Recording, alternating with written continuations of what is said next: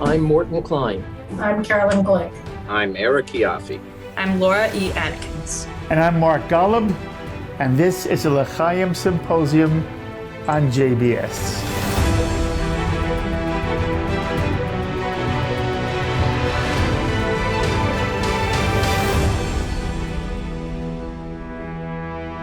Hello, my friends, and welcome to this L'chaim Symposium on JBS.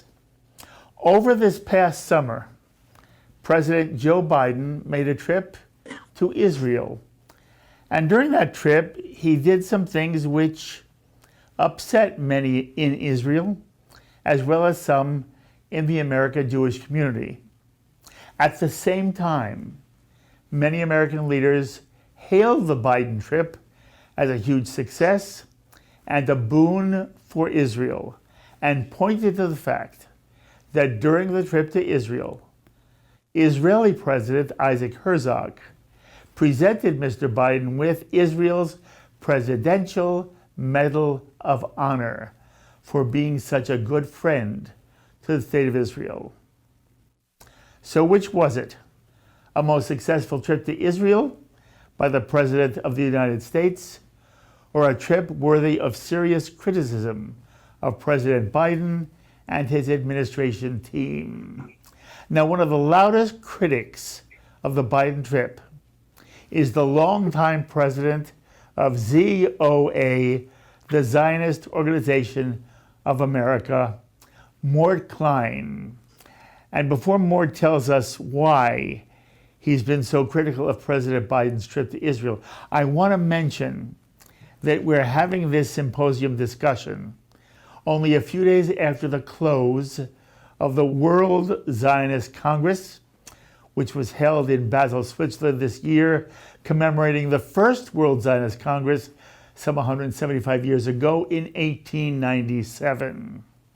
And at this year's Congress, one organization and one Jewish leader were recognized publicly for the work the organization and Jewish leader have done in service to the Zionist quest for a viable and secure state of Israel. That only organization was ZOA, the Zionist Organization of America, and the only Jewish leader to be recognized and thanked by the Congress was Mort Klein. So Mort, Mazal Tov, and you must have felt wonderful. By the way, Mort, did you know you was going to be honored by the Congress? I had no idea. I was not informed of this. I was asked to sit in the front row during Mary Adelson's keynote address. And I thought maybe since I know Mary so well, they wanted me to be up front. But in fact, I was in total shock when they mentioned the award and gave me the little award. And it was a special honor to be on the stage with Mary Adelson when they presented ZOA with this award. Since ZOA was founded 125 years ago in Basel, Switzerland. It was then called the Federation of American Zionists, later changed to the Zionist Organization of America. So I was in total shock. Well, Mort, congratulations to you. And again, I hope this only means good things going forward for ZOA. Thank you so much, Mark. It's very, very kind of you. Okay, so now with regard to our discussion on this symposium, again, Mort, you're one of those who not only was critical of aspects of the president's trip, you were also critical of American Jewish leadership for not being, in your mind, honest in evaluating the trip. And by the way, if you go to ZOA's website, one of the pieces is entitled, and the title is taken from the body of the piece. It is called Despicable and Disastrous. That's how ZOA has described Biden's trip to Israel. More summarized for our audience and our other guests. Why are you so, what about the trip made you so critical? When President Biden, who I've known for 25 years, came off the plane onto the tarmac, which is really a time when you just make, lovely niceties about the people who are meeting with him. Instead, he immediately publicly stated that we need a Palestinian state on the 67 lines, which Abba even called the Auschwitz lines. And he said that right on the tarmac. On his opening remarks. He also called to end checkpoints, that these were indignities to the Palestinian Arabs. In fact, checkpoints are only there because so many Palestinian Arabs are attempting to come into Israel to commit terrorist acts. Israel doesn't want to have checkpoints. They're forced to for security reasons. During this trip, President Biden also announced very strongly that we need to open up a Palestinian Arab consulate in Israel's capital, and in Jerusalem, something that he knows Israel is fervently against, as are the Israeli people. And when he visited the eastern part of Jerusalem, he took the Israeli flag off of the limousine, even though he's in the capital of Israel, which was recognized by the previous president and passed as law by 95% of the House and Senate back in 1995, that Jerusalem is the undivided capital of Israel. He took the Israeli flag off when he went into eastern Jerusalem, and he would not allow any Israeli official to accompany him when he visited eastern Jerusalem, which is unheard of, to not allow Israeli officials or any official when a president is visiting their capital city. In addition, he has called to increase the number of work permits for Arabs coming from Gaza, which Israel was very reluctant to do. And there was enormous pressure put on Israel to open up more communities for Arabs in Israel's Area C that's controlled by Israel. Moreover, when he was standing with President Abbas in a press conference, he praised Abbas. He said, I understand the fear and the grief that you feel because of the danger to Palestinian children. There's no danger if it wasn't for Arab terrorism. This was nonsense. And he said, I know that you have historic, deep commitment and long history in Jerusalem, when in fact the word Jerusalem is never mentioned in the Quran. It's never been the capital of any Palestinian or any Arab entity or any country except Israel. And he legitimized and mainstreamed President Abbas by having a press conference with a man who was paying Arabs lifetime pensions to murder Jews. And the more Jews he murders that are murdered by a Palestinian Arab, the higher their lifetime pension.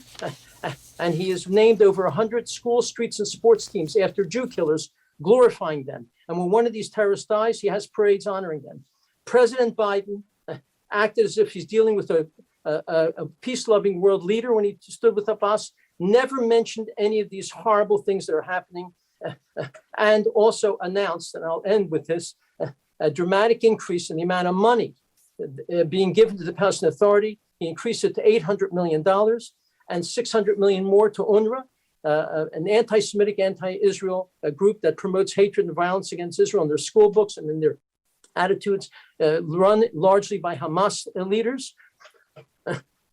And it was shocking to me that AIPAC and the Anti-Defamation League, AJ Committee, the Conference of Presidents, profusely praised this trip as a great trip for Israel, when in fact, many horrific things happened with the policies that were being promoted by President Biden during this trip.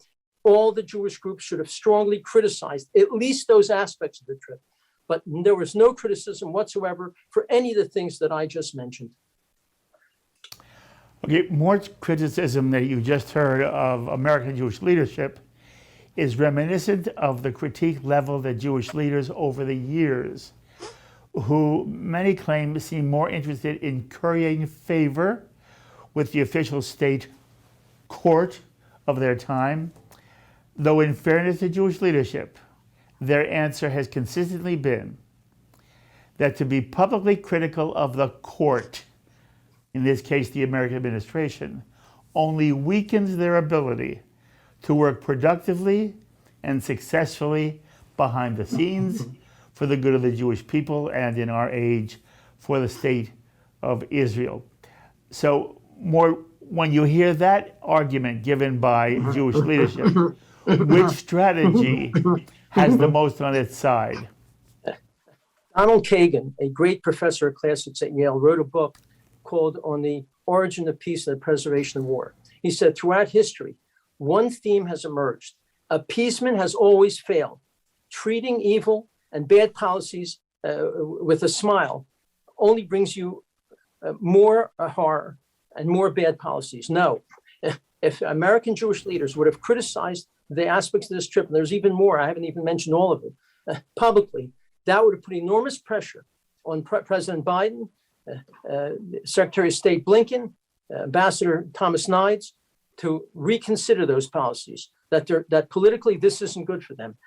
By American leaders acting as if everything was wonderful, that only sends a message to Biden and his associates that what they're doing and saying is perfectly fine with American Jewish leaders. No, this is a terrible mistake, taking this policy. They should have publicly condemned these aspects, but they could have praised him for going to Israel, for saying he's a Zionist, but then they should have made clear the problems with many of the policies that he promoted. Now, this is a mistake, and it's always been a mistake throughout history. You don't appease bad policies. You don't appease actions that are detrimental to one's interests. Okay. Eric Yoffie, you've heard what Mort has had to say. By the way, our viewers should know that Mort Klein has served on the President's Conference, and so has Eric Yoffie.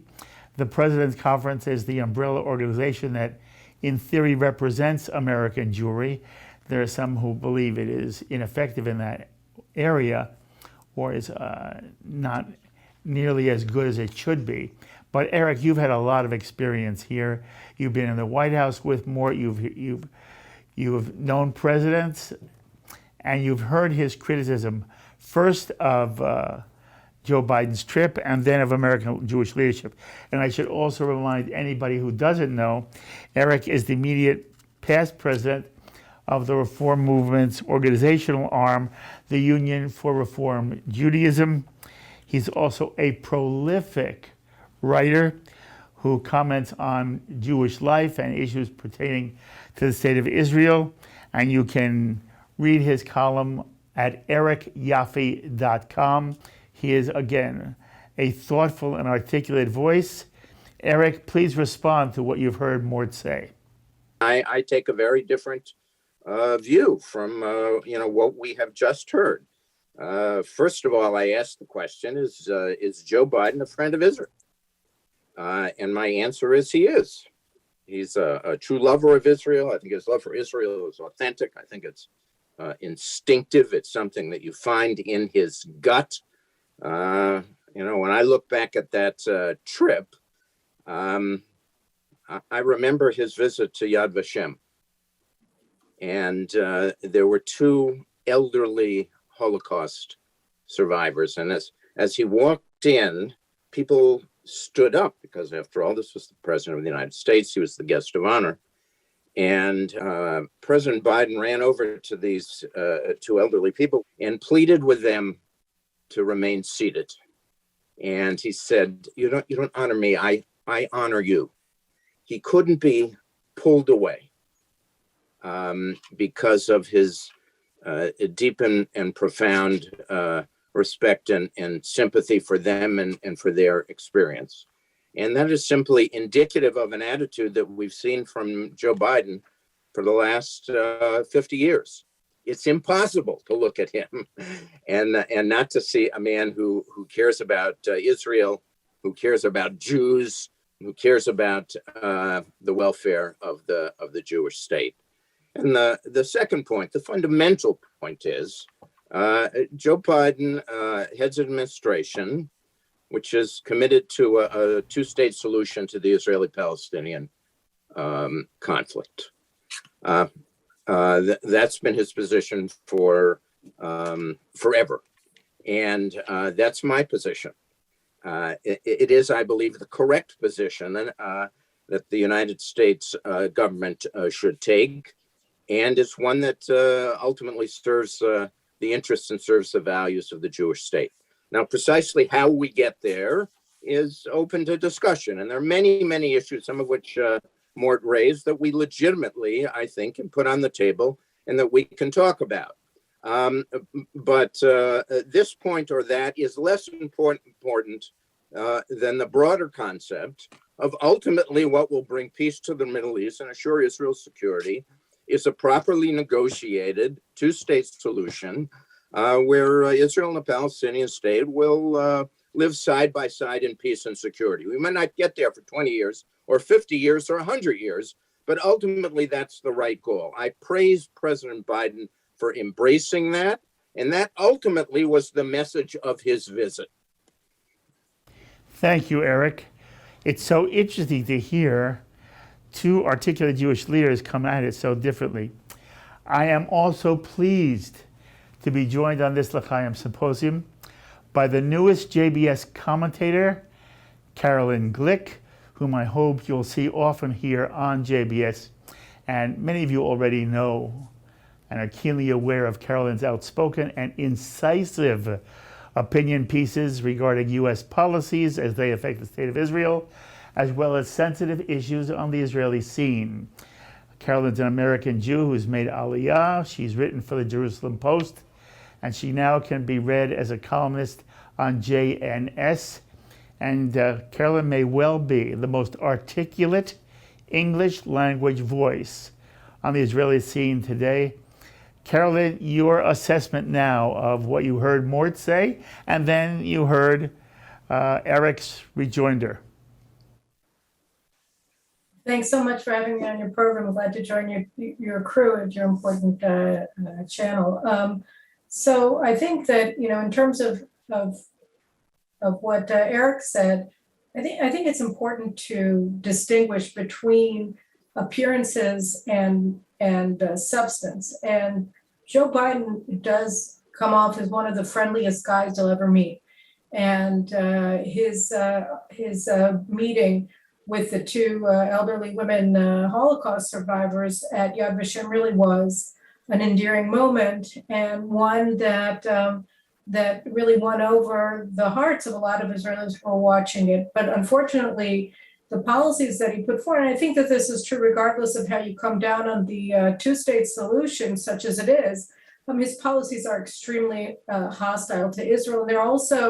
And they contradict American policy and indeed the policies of his own administration. At least they declared policies, and this is true, as Mort was saying, in terms of the way that he was treating Israel in a humiliating fashion in Jerusalem when he insisted against the express wishes of the Israeli government on going to a Palestinian hospital in eastern Jerusalem without any Israeli accompaniment. He even banned Israeli reporters from his press pool in sort of an apartheid-like manner.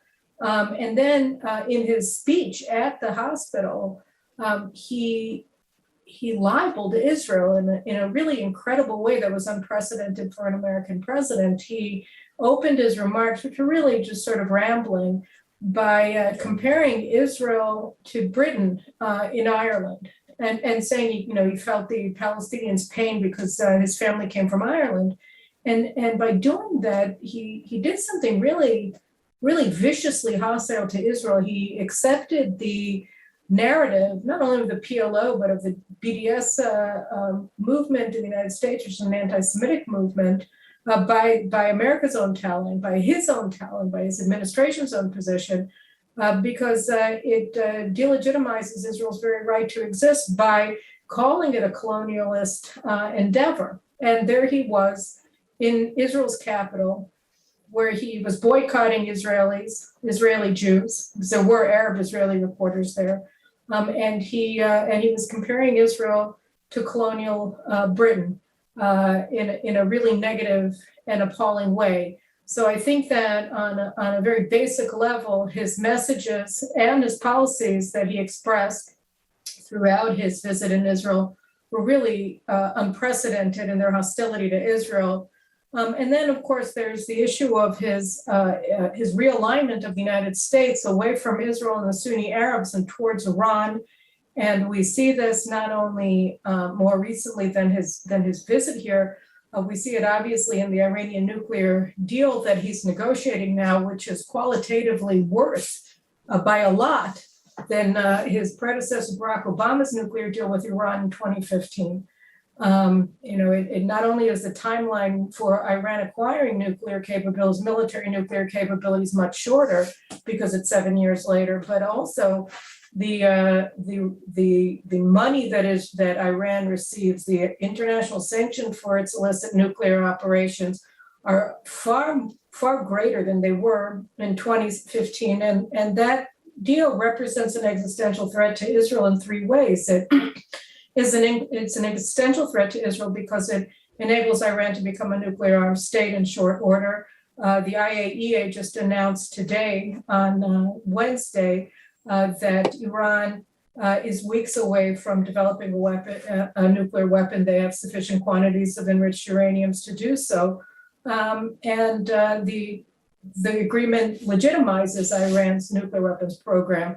It massively it gives Iran a financial windfall, the likes of which nobody ever imagined. In the first year of the deal, Iran is going to get $275 billion, and that's giving Iran the wherewithal to wage a proxy war through Hezbollah and Islamic Jihad against Israel for a fairly long time. And then, $1 trillion estimated by 2030. And finally, the deal represents an existential threat to Israel because it exposes that this is an American deal. It exposes that the Americans under the Biden administration have abandoned their alliance with Israel in favor of Iran. So these are policies that Biden defended in Israel, and he refused to hear Israeli objections in any serious way. In fact, since he left Israel, it was 6 weeks until he was willing to speak with caretaker Prime Minister Yair Lapid. That was on August 31st, and in the White House's readout of the meeting, the White House didn't even mention the nuclear deal with Iran.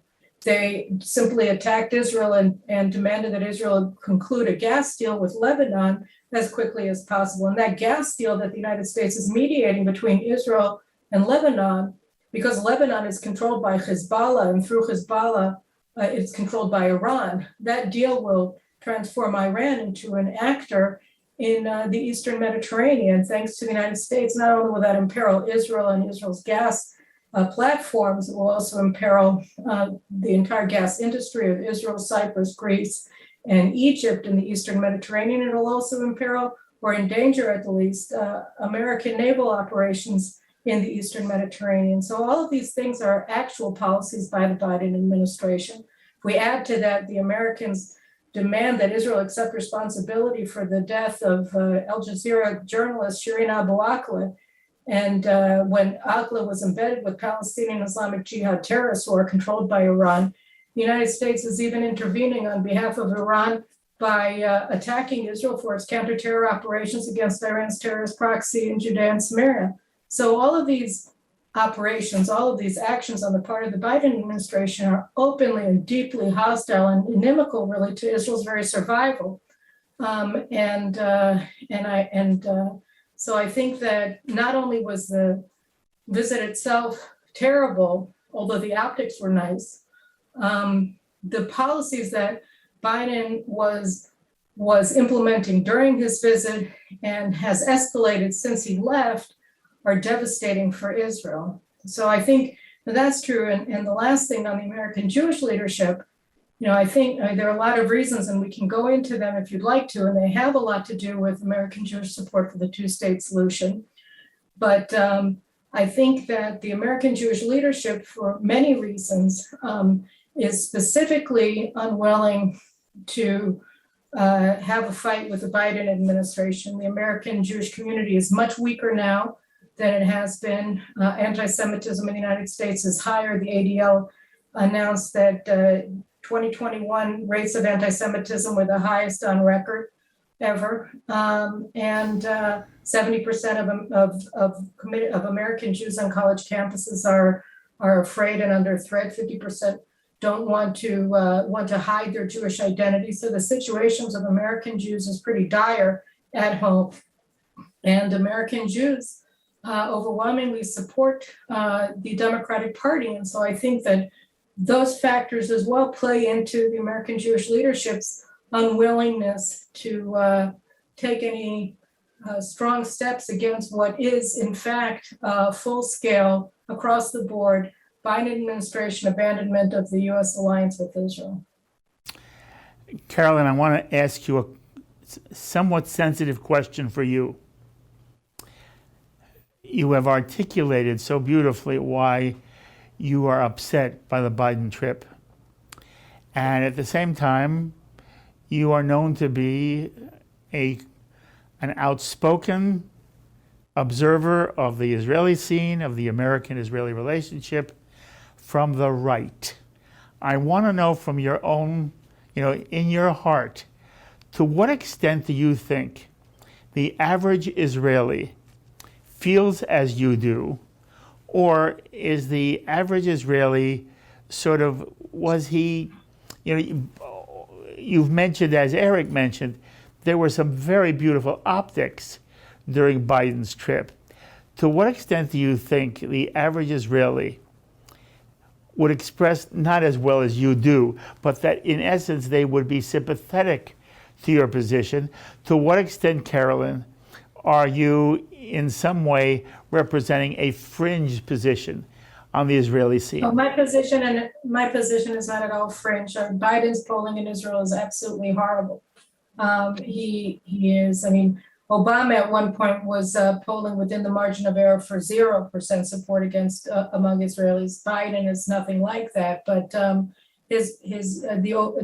very large percentage of Israelis consider him to be hostile. His polling data is terrible, and although Israelis like the optics of his visit to Yad Vashem, Israelis are overwhelmingly opposed to the nuclear deal. They're opposed to his intervention in Israeli military operations in Judea and Samaria. There haven't been any polls that I've seen of the negotiations with Lebanon regarding the maritime economic zones, but I can't imagine that if the deal is properly explained to Israelis, that any Israelis support American efforts to force Israel to concede sovereign economic rights to the waters of the Eastern Mediterranean to Hezbollah.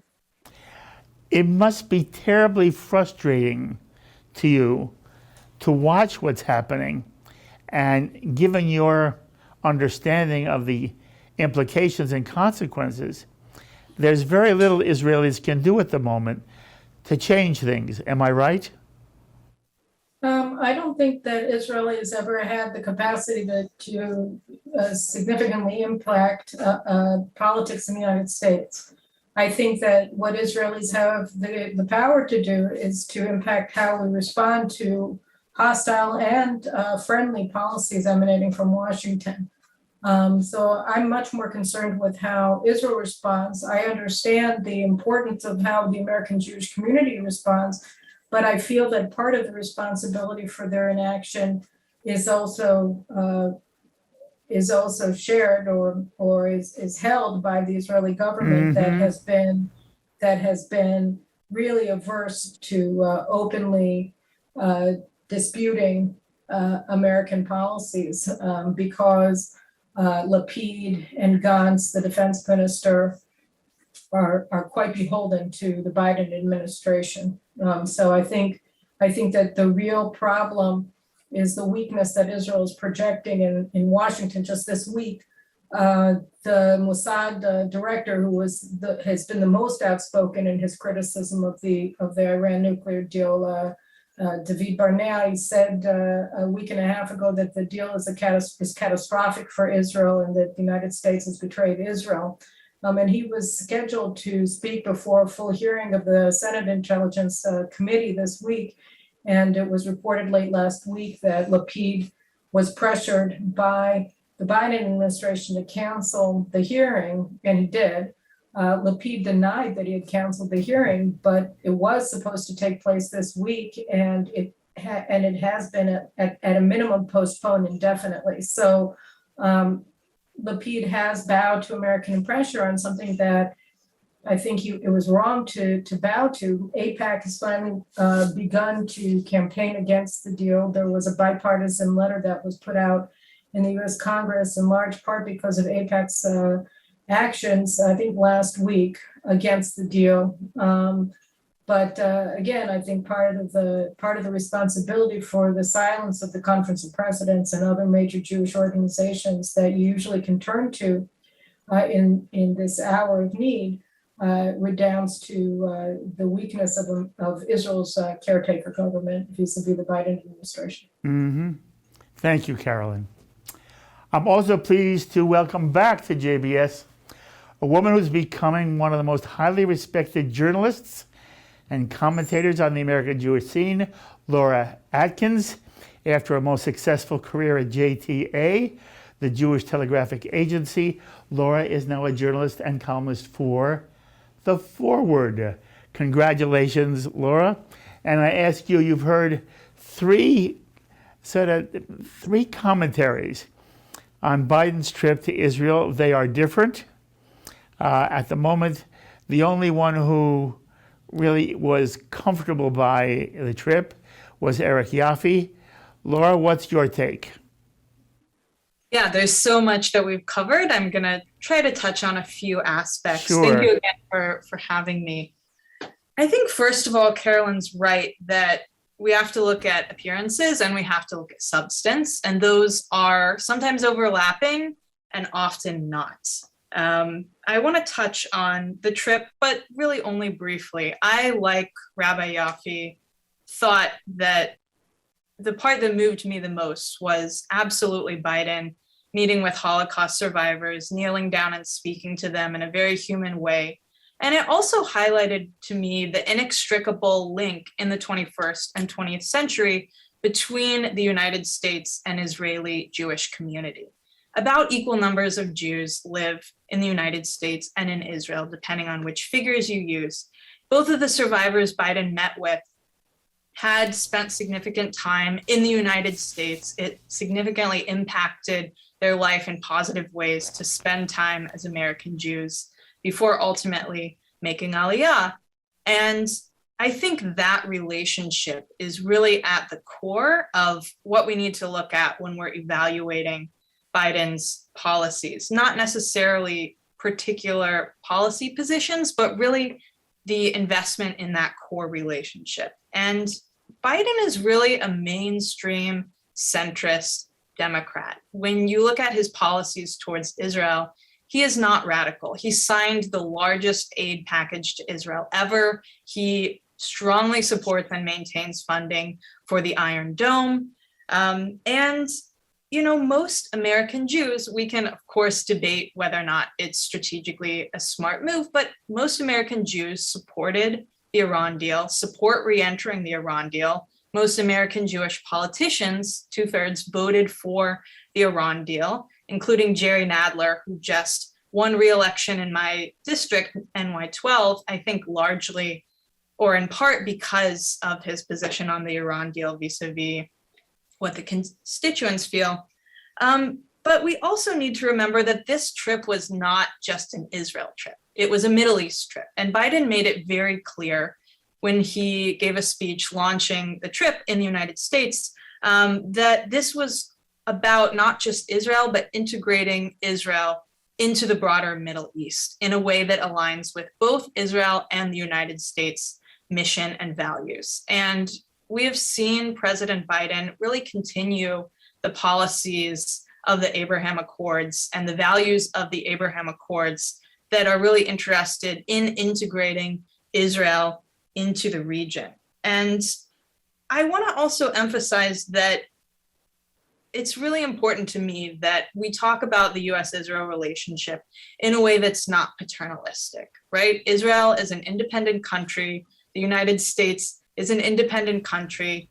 And a relationship is allowed to have differences of opinion, right? And it's allowed to quietly try to convey its point of view. I actually think it was a good thing that the Biden administration, quietly pressured the Israeli government to do an investigation into how one of their citizens was killed acting as a journalist in Israel. As a journalist, I would want a thorough investigation to be done if any of my colleagues on the left, on the right, were killed while doing their job. And I don't think it's a bad thing for Israel to be held to the better angels of its nature. I actually think that that's a really good thing. And I believe in back channel diplomacy. I think it's good that the administration, we found out later, had quietly pressured Israel to do this investigation, more so than it emphasized in the way that, Al Jazeera or anti-Israel outlets were really publicly all in blaming Israel for these actions before the full information came out. So the trip itself, I was in Israel at the time. I think most Israelis noticed the traffic jams more than anything about the substance of the visit itself. And we also know that though Trump was more popular among Israelis than Biden is, the spring 2022 Global Affairs survey by Pew Research found that 60% of Israelis trust the US President Biden to do the right thing in regards to world affairs. I don't think Carolyn's position is fringe, but I do think that we know that most people day to day are not thinking about geopolitics. They're focusing on keeping their families safe and fed. But I think generally Israelis are favorable towards the United States and whomever the leader is. These numbers have held pretty consistent through the Bush, Trump, Obama, and Biden administrations, oscillating between 60 to 80% approval, but always a majority of Israelis. And I also think it's important to note that acknowledging Palestinian pain is not anti-Israel. And yes, the Palestinian people suffer because of their own government, their elected government. And there are also times in war where Palestinians suffer because of Israel. That's the nature of war. And acknowledging that pain, I don't think is anti-Israel. I think that is humanizing. And US law prohibits us giving aid to the PA because of their pay to slay program. And it's important to note that the aid that the Biden administration restored is going directly to the Palestinian people. And the reason it jumped so high is because Trump cut that aid off entirely. It was going from zero. So I think those are all important things to keep in mind when looking at the substance of this administration on Israel. Mm-hmm. Carolyn, do you want to make a comment? Yeah, I just wanted to say that, the support that Israeli, that poll that you mentioned captured was taken right after Biden's visit. And so, obviously the press gave glowing coverage of him throughout his visit here. But those numbers dropped pretty quickly. And I think that you can't take a momentary measure of support. Obama also received support in Israel when he came here in March 2013, and yet he was overall reviled by Israelis who viewed him as the most hostile president Israel had ever seen throughout most of his two terms in office, and certainly he's remembered that way. So I think that's one thing. The other thing with Abu Akleh is that we've never actually seen America exert this kind of pressure on an allied government to investigate the deaths of journalists, certainly not a journalist who was killed while she was embedded with terrorists. And this was simply unprecedented what the Biden administration did to Israel. And it isn't true that the pressure was exerted behind the scenes. It was exerted very publicly and constantly escalating to the point where when Israel's national security advisor, Eyal Hulata, was in the United States a week and a half ago, Tony Blinken refused to meet with him. He did manage to wrangle a meeting with Wendy Sherman, the Deputy Secretary of State. And in the announcement that the State Department put out after the meeting, the main thing that she wanted to talk about with the National Security Advisor, who was in Washington to register Israel's alarm at the breadth and depth of US concessions to Iran in the framework of the nuclear negotiations, the main thing Sherman talked about in her readout of her meeting with Hulata was that the United States demands that Israel accept responsibility for Abu Akleh's death. This was a stunning statement, and it showed just how obsessed the United States was with this killing. And then when Israel came out on Monday and said that an IDF investigation and said that the most likely scenario is that she was killed by IDF fire, but that it isn't clear, and Israel certainly had no criminal culpability for her death. The United States took this as a win and turned around Tuesday and reportedly began exerting massive pressure on Israel to change our rules of engagement with Palestinian terrorists in Judea and Samaria. This demand has been rejected by the Israeli government, but I think it showed that American outrage at the death of Abu Akleh, who worked, by the way, for Al Jazeera, which is a station that since its inception in 1996, all of its broadcasting of Israel has demonized Israel, Jews, and the IDF. I think that their outrage was instrumental. They were using her death as a means to try to pressure and coerce Israel into standing down in its war against Iranian-controlled terrorist organizations in Judea and Samaria. So this, again, I think that if this wasn't about human rights or concern for the lives of journalists, I think this was very much concerned with siding with Iran, in this case in Judea and Samaria, against Israel. And it's part of an overall US policy under the Biden administration, which is pretty alarming. I just want to say 2 sentences in response. Number one, I just totally reject the premise that the United States should not care about its citizens who are doing their jobs in another country being killed. I even if Tucker Carlson, someone whose views I find abhorrent and dangerous for US Jews, were killed in action, I would absolutely want the US government to do a full investigation. Even if he were embedded with white nationalists, he's still an American citizen, killed as a journalist in the line of duty. Number 2, it's not at all in line with US interests to prop up Iran. In fact, the United States is fighting a proxy battle against Iran in its war against Russia with the West and Ukraine. So the idea that the US is invested in propping up Iran just doesn't make sense with US interests. And I just finally want to say the poll I cited. I agree with you. I agree with you. It doesn't, but that's the Biden administration's policy. So just the final thing I wanted to say was just a note, the survey that I quoted was conducted between March 16th and May 1st. So it was before the visit, but absolutely, I've written about this, Carolyn's right. Polling data, fluctuates based on the order of the questions, when they ask the questions, what the person had for breakfast. Polling is fickle. So that's absolutely important. Good for you. Good for you. Carolyn, I should have asked you, was it appropriate for Biden to receive the Israeli presidential award?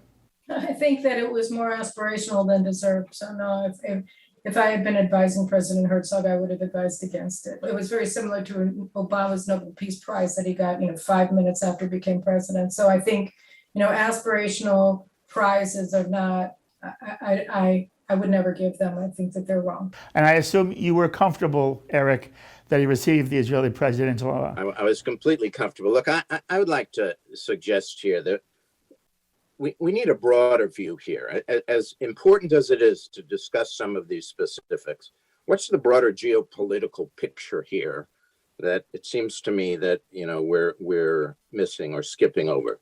I mean, first of all, it needs to be said, Americans care about Israel. Poll after poll, we see that the American people are committed to Israel, concerned about her security, and so on. There's been very little change in those numbers. The second thing to be said is they don't tend to vote on that basis, and right now it's really not part of the public agenda. Americans now are concerned about crime and immigration and inflation and social issues, and as we approach an election, foreign policy issues are basically off the agenda altogether.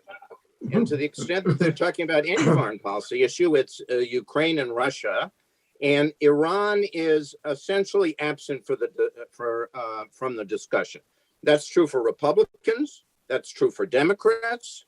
The leadership of both parties have said virtually nothing about the Iranian issue as we approach the midterm election. I'll be shocked if that changes in any significant way. Now, one or two other quick points. When we look at the Iranian question, very, very important, hugely important. What's the underlying reality of the Iranian question that, should be troubling to us, it seems to me, as American Jews? And that is, no American administration is going to conduct a military attack against Iran, whether they get a nuclear weapon or not. That was true for Trump. That's true for Biden. And it's going to be true for any president that's elected in 2024. It's not something I rejoice in. That's something that concerns me. But it seems to me to be a reality. And Walter Russell Mead, who certainly is a wonderful friend of Israel, recently wrote about that in the Wall Street Journal. And he talked about, yes, the American presidents say they shouldn't have, the Iranians shouldn't have a nuclear bomb, but they also say that are they going to, but he also said they're not going to attack Iran because if they do, first of all, the Russians and the Chinese will cause havoc geopolitical terms on geostrategic issues. And second of all, because the American people simply will not accept another Middle East quagmire that involves American troops in the Middle East. And I think, sadly, that's true. So if Israel is going to deal with Iran, it's going to have to deal with Iran on its own. And, here might be a good place to ask the question, where was the Netanyahu government for 9 years as the Iran issue was mentioned over and over and over and over again by Prime Minister Netanyahu? Where was the preparation for and perhaps implementation of some kind of military action against Iran? I mean, it's fine for Bibi to yell and scream and to complain about the Americans and what they're not doing. And in the meantime, he talked for 9 years. Begin dealt with Iraq and Olmert dealt with Syria. And what did Netanyahu do when it came to dealing with the hard reality of a threat that came from Iran? Final point. The Abraham Accords, which is the real accomplishment of the Trump administration, why did that come about? It came about, as Laura said, to the desire to integrate Israel into the region. It also came about as a sign of weakness, restraint, withdrawal on the part of the Americans, and a recognition of a likely unwillingness of any American government, including a Trump government, to take any military action against Iran.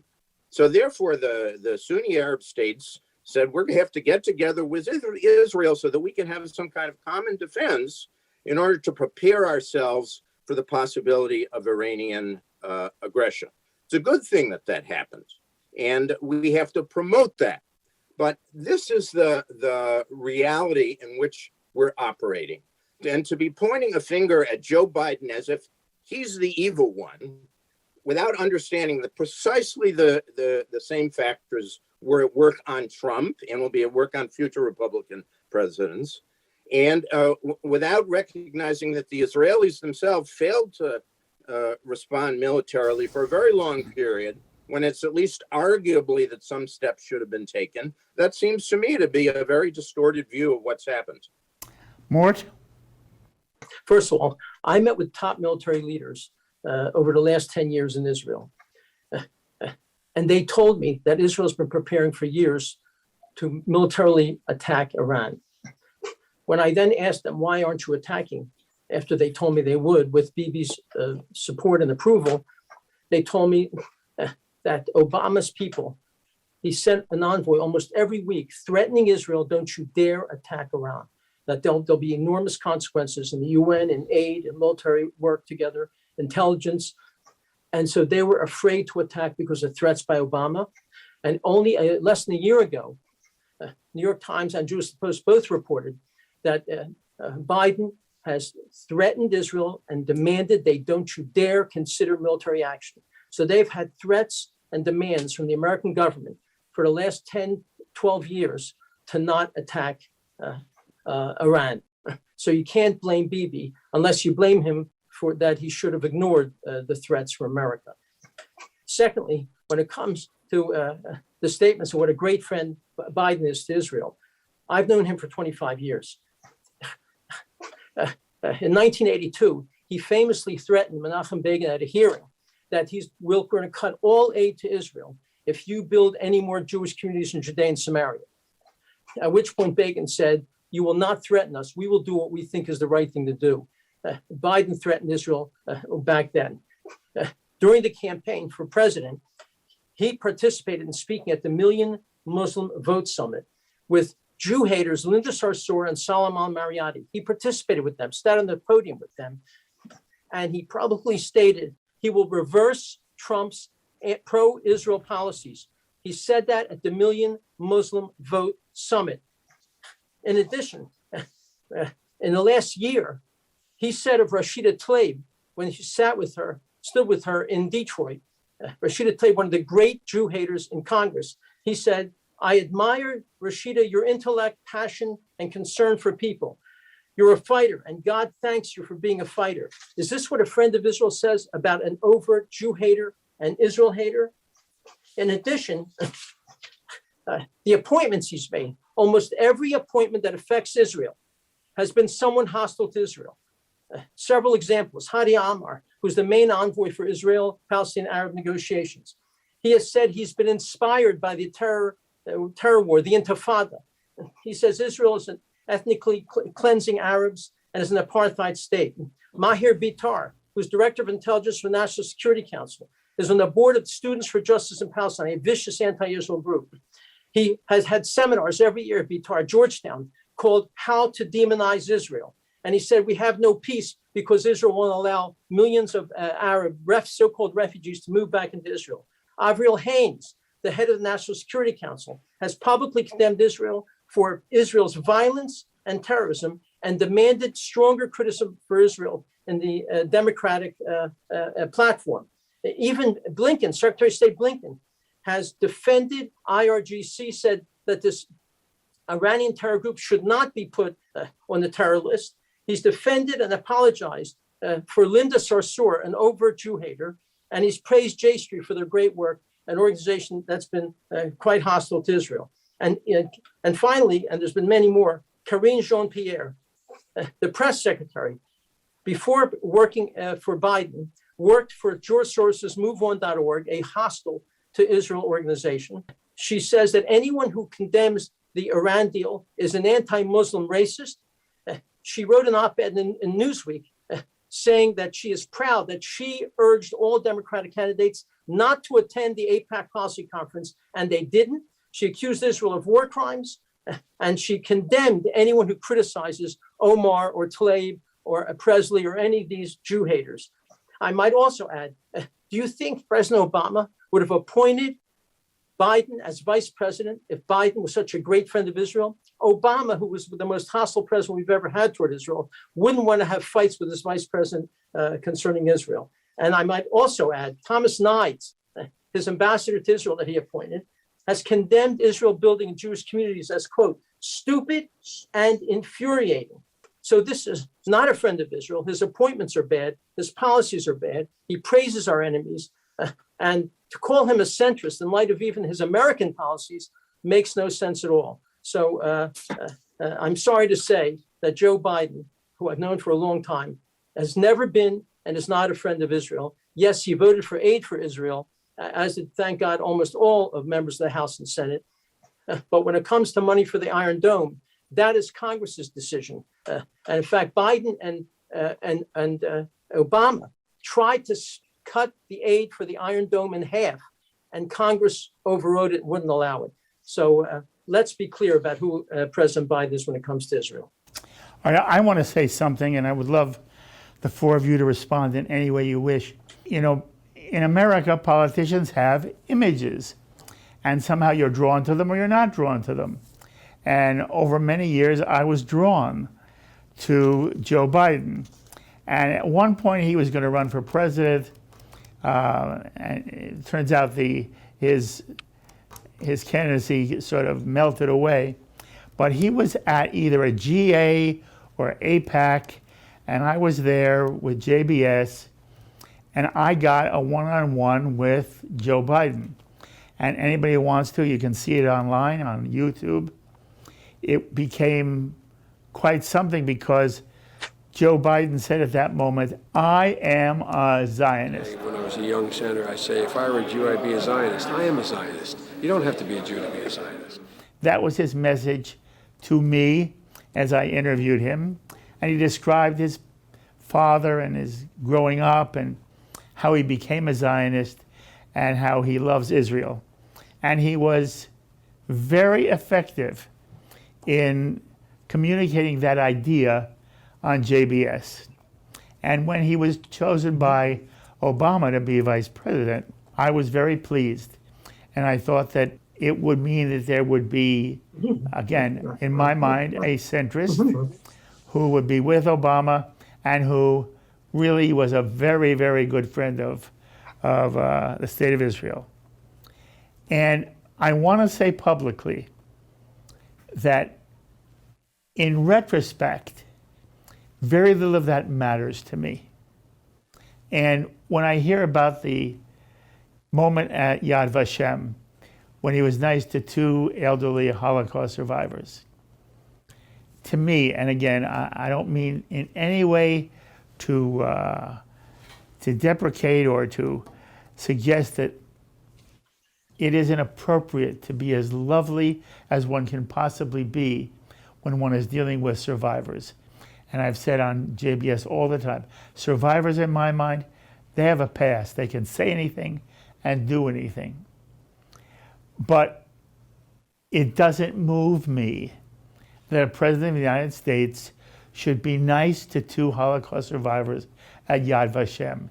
It's only, in my mind, appropriate, and it has no greater significance. For me, the significance of Biden's trip is the symbolism he made public. I don't understand for the life of me, Eric and Laura, why would he take the Israeli flag off his car when he's visiting East Jerusalem? What's the point?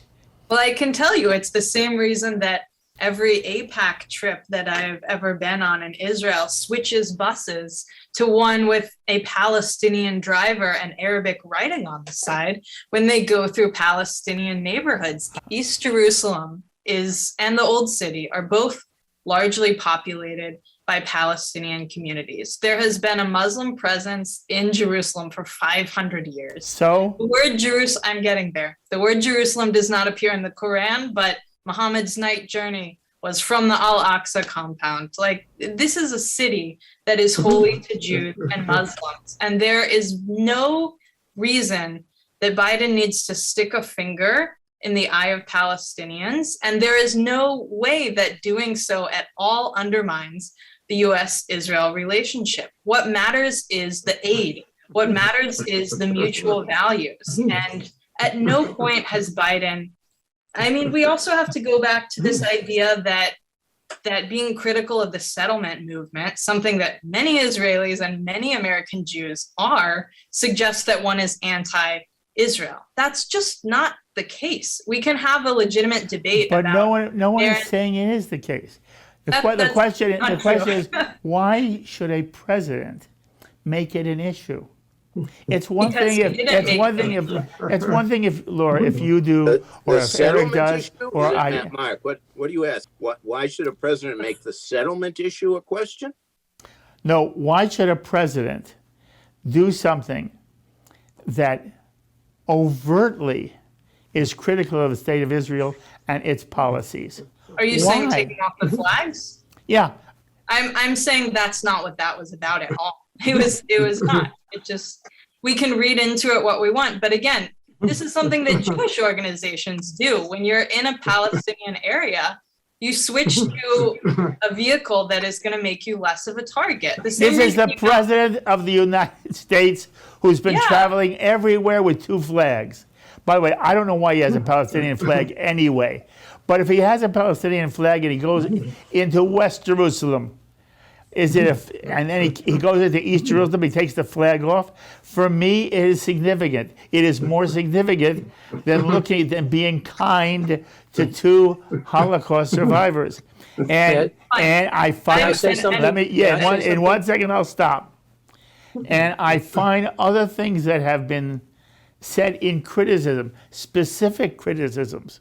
To what extent is Biden going to, in some way, say to Abbas in public, Israel's not an apartheid state, and we don't accept the kind of terrorism or the kind of enmity that flows out of the Palestinian community all the time. To me, this is much more important than whether he sits down with two Holocaust survivors.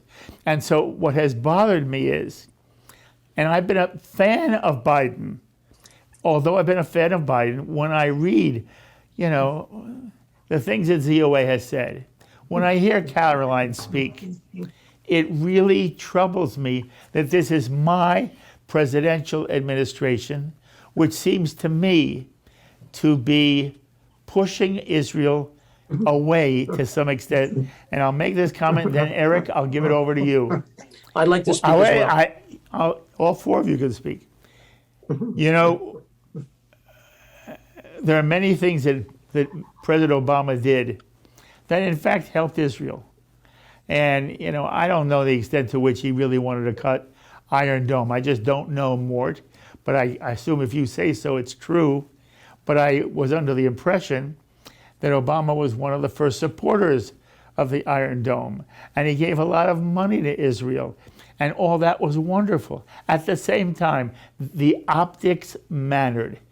And President Obama created an optic that suggested the U.S. and Israel were not working shoulder to shoulder to fight what is really the most insidious aspect of, I think, the 21st century, where you have one people saying to another people, you have no right to exist. And that mentality is becoming, Caroline, that is becoming something we hear among the youth of America. Young Americans are now saying Israel has no right to exist, and they know nothing of the history or the present. But if young Americans are saying Israel has no right to exist, it's a reflection of something bigger. So again, all I'm saying is I've been a fan of Biden. At the same time, I have been upset by the specifics, which nobody spoke to, by the way. Mort gave all these specifics, and people who defended Biden didn't say, it doesn't matter that he takes the flags off. The flags weren't mentioned. It doesn't matter that he stood with Abbas and let Abbas say that Israel is an apartheid state, and that in some way Israel now mirrors Ireland.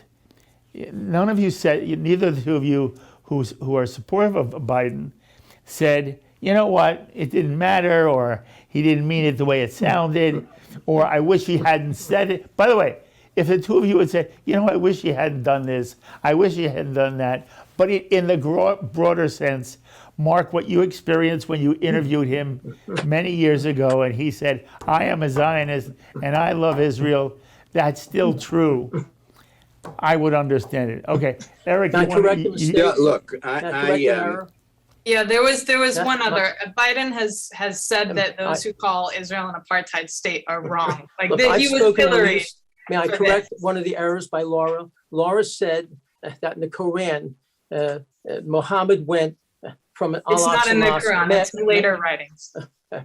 You said that he went from the Al-Aqsa Mosque to heaven. In fact, it says he went from the farthest place. Al-Aqsa Mosque wasn't built till 70 years after the Quran was written. So it's simply not an accurate I said statement. in later So- writings, the same area, I said it's not in the Quran. And it was a dream. It didn't even really happen. They'd say it was a dream. Secondly, Biden was pleaded with by officials to go to Hadassah Hospital in Eastern Jerusalem after he visited the Palestinian Arab Hospital in Eastern Jerusalem. He refused to go to Hadassah Hospital. And when he was vice president, when there was a movement toward building some homes in Eastern Jerusalem, Biden publicly said, I condemn the building of homes in Eastern Jerusalem by Israel. So he has a history of hostility to Israel in many different levels and many different policies. He has never been a strong friend of Israel. He's very charming. I tell you, I know him very well. He's as charming as can be. Handsome, charming, and delightful. Says what you want to hear. When it comes to policies, I've been lobbied him many times in his office. He's made promises to me about Israel that he's never fulfilled. That's happened time and time again. Publicly, he says some nice words, but he's also said some really horrifically hostile words toward Israel. And the proof in the pudding is almost everyone he's appointed that has anything to do with Israel is somebody exceptionally hostile to Israel. Eric? Look, first of all, let me say, I don't believe he should have taken down the flag. I believe in a united Jerusalem. And I applaud the Trump administration for moving the embassy, and I applaud the Biden administration for not changing that policy. Why shouldn't he have left the flag on the car?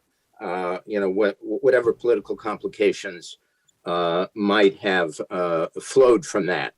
I would also, if we're talking about Jerusalem, I'd like to ask the question, since I believe in a united Jerusalem, which is the capital of Israel, why some 320,000 Arab residents of Jerusalem are not citizens of Israel?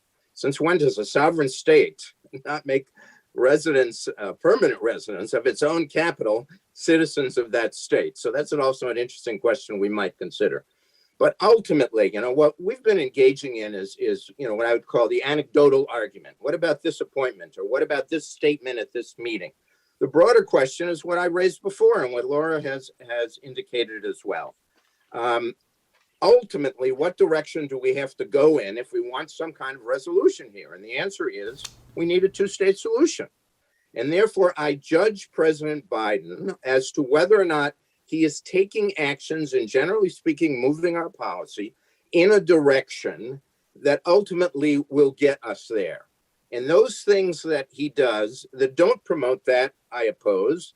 And those things that he does that do promote that, I support.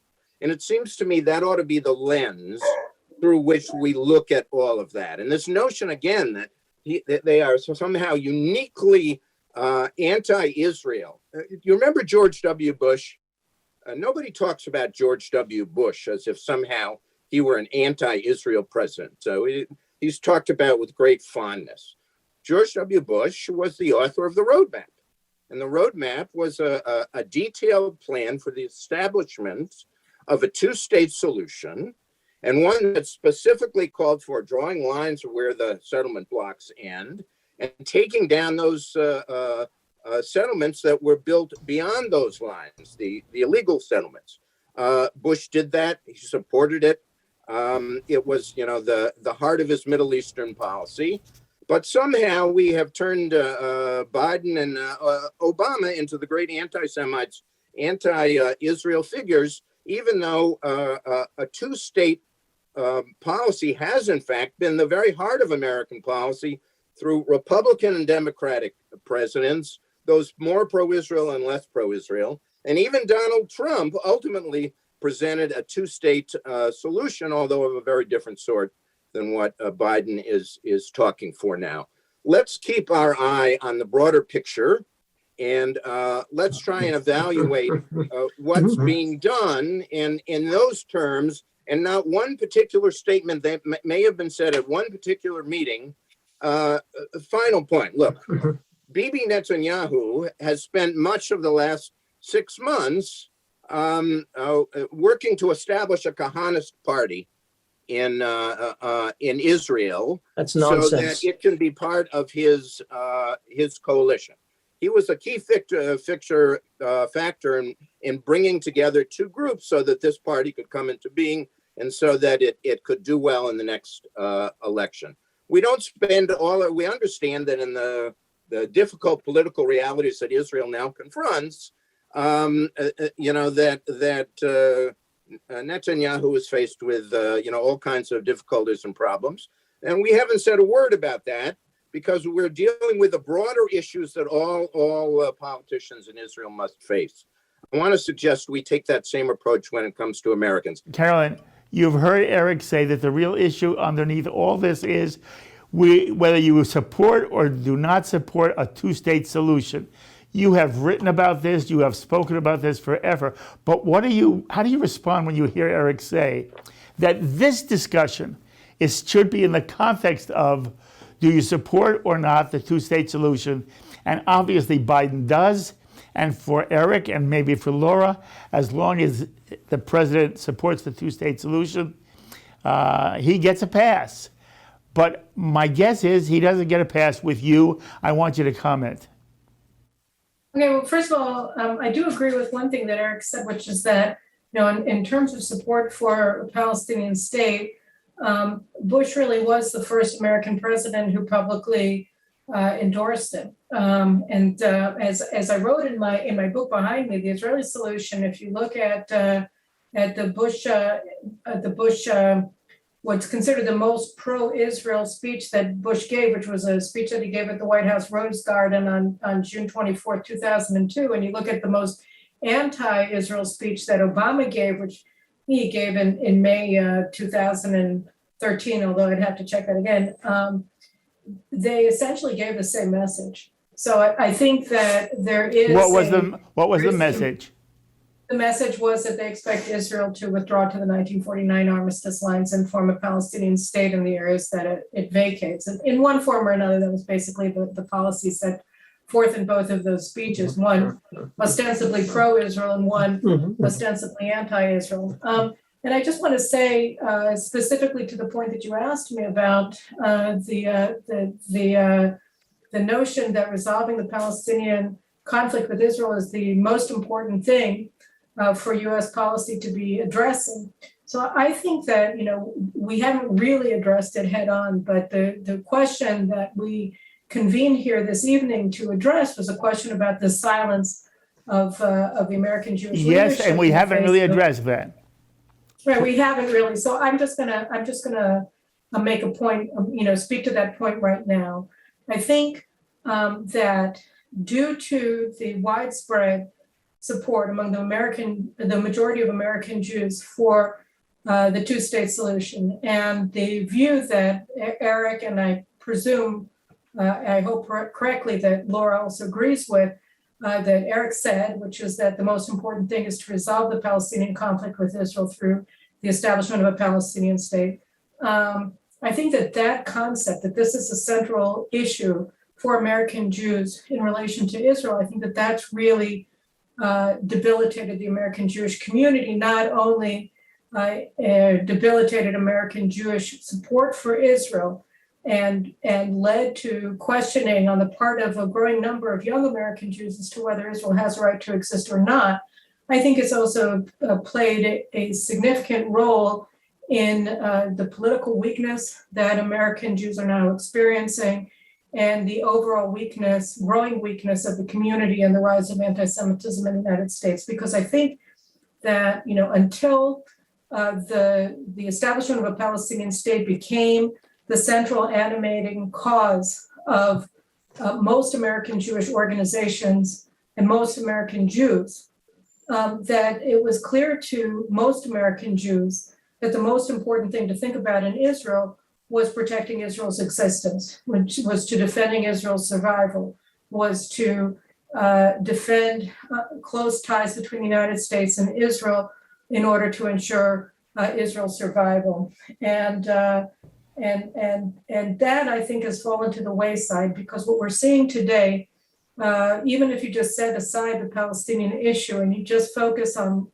Iran, the actual policy that Biden is advancing here is a policy that endangers Israel's existence very, very significantly, catastrophically, in fact, as I laid out earlier. But because the American Jewish community has, over the past 30 years, made resolution of the Palestinian conflict with Israel along the lines set out by Bush and Biden and Obama, the central animating policy of the community is no longer able to think straight, either about its own communal interests or about Israel and Jewish support for Israel in the United States, or even the preservation of American Jewish power, political power as a community, and standing as American Jews. And this is a huge tragedy.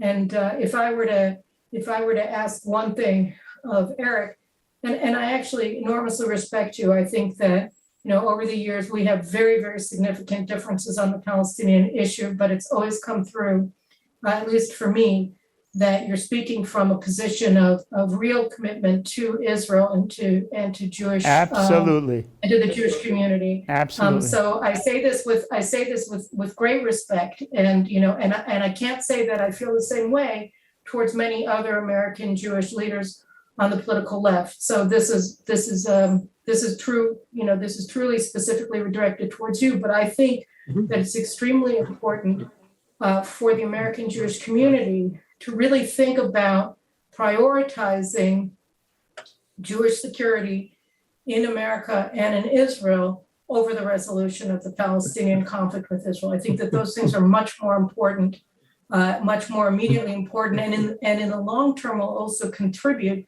much more significantly to the resolution of the Palestinian conflict with Israel than any pressure or tough love or symbolic gesture against Israel on the part of this president or that lawmaker could possibly be. I just want to say I agree, actually. I want to clarify my position. What I was trying to articulate is that I think often we paint criticism of the settlement movement as criticism of or even anti-Israel speech, which I just fundamentally disagree with. I actually totally agree with you, Carolyn, and I would add that the US Jewish community is in crisis. Non-Orthodox synagogue membership is cratering.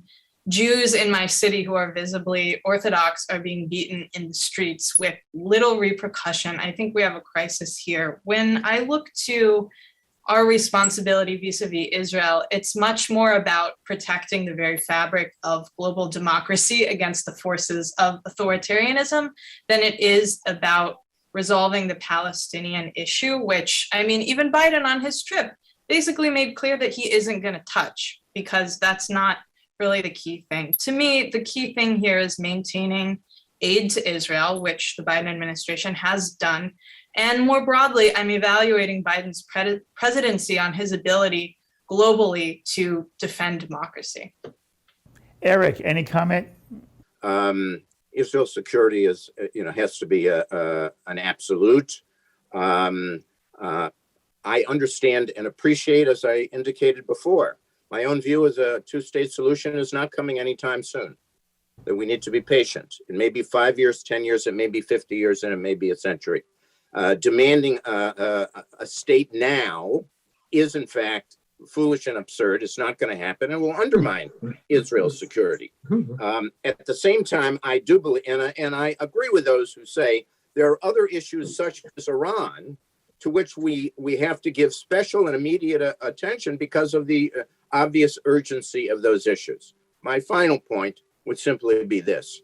I do believe that a solution to the Israeli-Palestinian question is related to the broader issue of ultimately Israel's security and well-being. Having made the case on campus and elsewhere for Israel in 100 different ways and 100 different settings, what I've learned is you have to be able to articulate a vision of a just Israel that people can identify with and embrace. And you don't have to get into the details. You don't have to draw borders. That's not our job.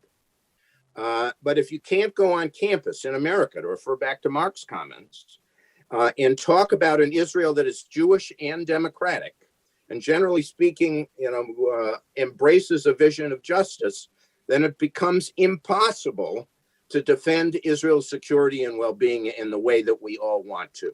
I'm suggesting there's a connection there. Let's keep that in mind.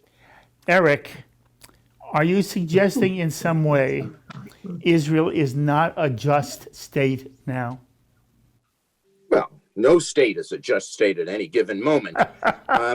I think that the settlement question raises issues that can't be resolved tomorrow. There needs to be a just vision of where we are going.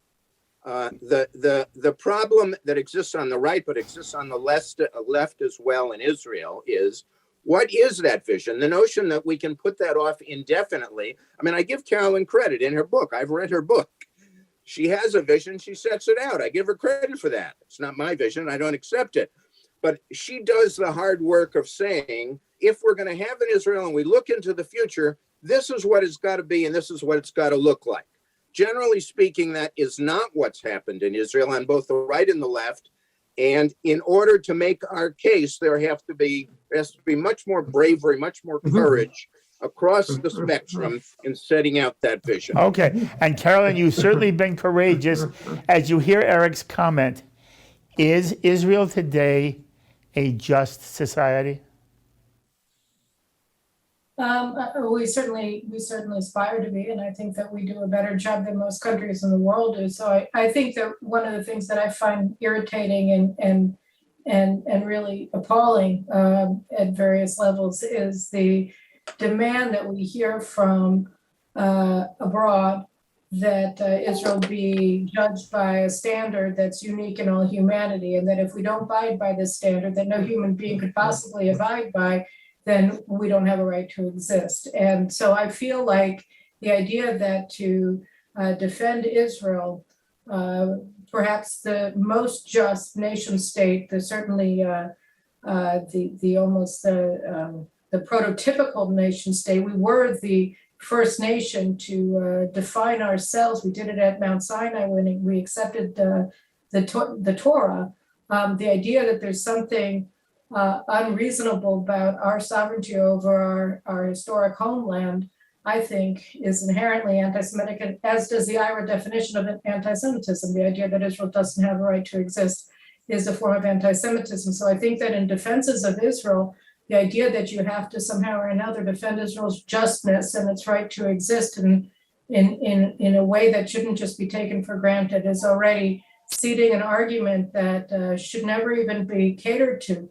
So I think that we don't have to appeal to anybody's better angels. I think we simply have to say, of course Israel has a right to exist. And we don't have to explain that we have a right to exist because of this or that. We have a right to exist because we're inherently a just country. Our existence should never be open to question, just as nobody else's existence should be open to question. So I don't know. I mean, that's how I fall on this issue. I think that we're going to have to close down, I assume, fairly shortly. So I'll just end it at that. Thank you, darling. Okay, Mort, you started, you get to end. First of all, just for the record, ZOA criticized George Bush repeatedly about certain policies toward Israel. We care about Israel. We're not Democrats or Republicans.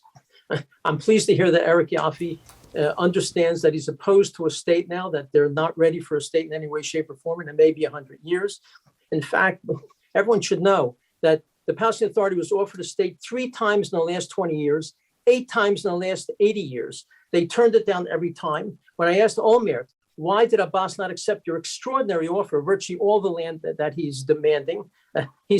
Abbas said, you must take out the clause that says no refugees, no more than 150,000 refugees can move into Israel. You got to take that out. You got to take out the clause that we accept Israel as a Jewish state. We're not going to do that, Abbas told Olmert. And 3, you have to take out the clause, no further claims. And Olmert said to him, well, of course, if we're going to make a deal, there should be no further claims. That's the end. He refused to accept that. We learned that the issue is not land. We threw out all the Jews from Gaza, all the IDF from Gaza, and yet Hamas took over and we have 25,000 rockets. The issue is not land. I'm afraid it's Israel's existence, and it's largely a religious war.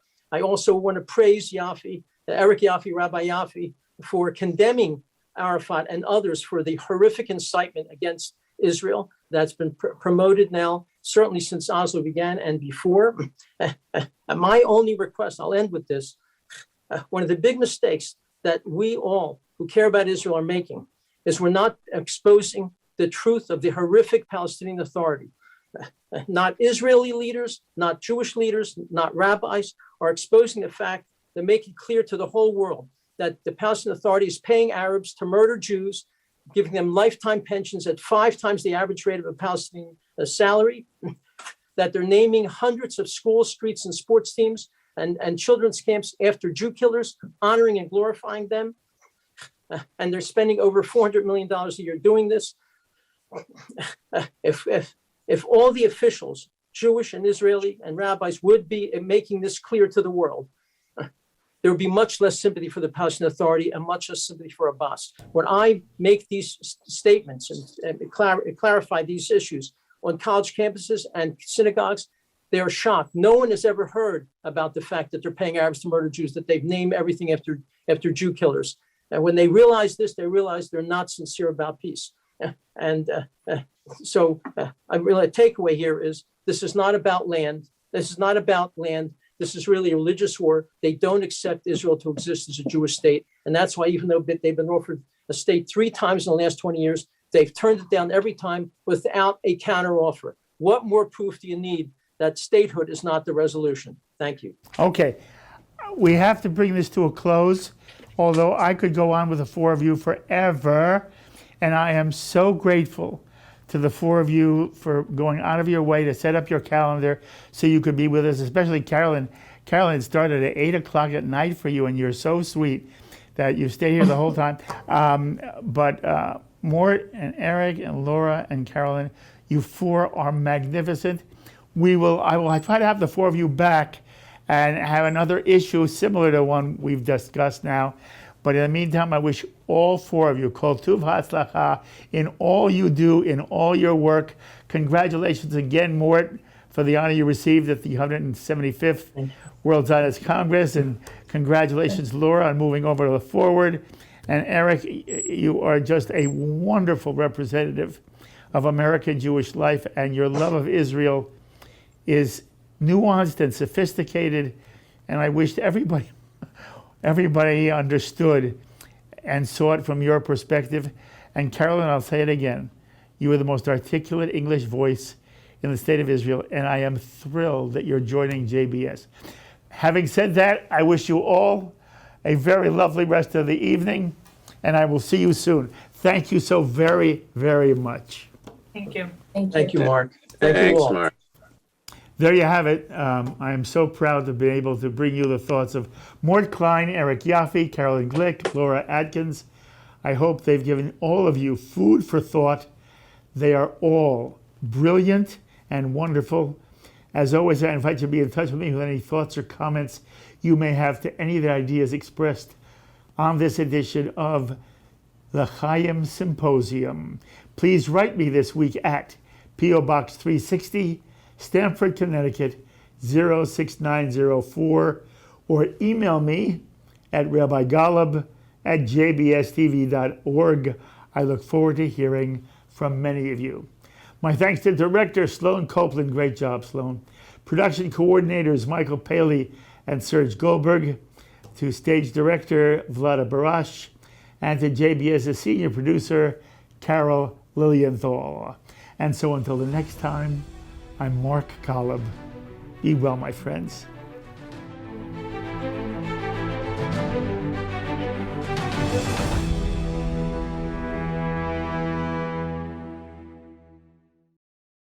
We would be pleased to send a complimentary DVD of this program to anyone who wishes to support JBS with a tax-deductible gift of $36, double chai or more. Simply visit the JBS website at jbstv.org and click on the Donate button to make a donation by PayPal or your credit card. And please indicate the program for which you would like a DVD. Or you can send your tax-deductible check to JBS, Post Office Box 360, Stamford, Connecticut 06904. Or you can call the JBS Pledge Line at 833-MY-JBS-TV. That's 833-695-2788. And again, please remember to indicate which program you would like to receive with our compliments. We thank you for your kind support.